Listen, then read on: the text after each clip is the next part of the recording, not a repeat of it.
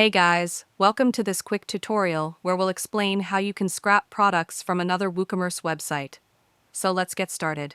According to BuildWith, more than 13 million websites are powered by Woocommerce. BuildWith is a free tool that lets you analyze a specific URL and gives you a detailed report of the technologies and plugins running on that site. We recommend checking a website with BuildWith first to confirm if it's using WordPress and Woocommerce. If the site is built on Shopify, you can follow our Shopify scraping guide.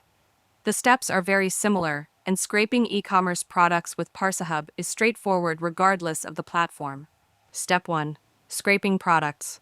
First, open the ParsaHub application on your computer and start a new project by clicking the New Project button. Enter the WooCommerce store URL you want to scrape. Once the site loads, click on the first product name to extract it. The other product names on the page should turn yellow. Click on them to train the algorithm until all the products are captured. Finally, rename this selection to Product on the left panel. Step 2. Scraping prices. After that, click the plus button next to your product selection and choose Relative Select. Then, click the first product name and its corresponding price. ParsaHub will automatically detect the rest of the prices on the page. Rename this selection to Price so it's clear in your data. Step 3. Pagination. At this point, the scraper would only capture the first page of products. To extract data from multiple pages, we need to add pagination.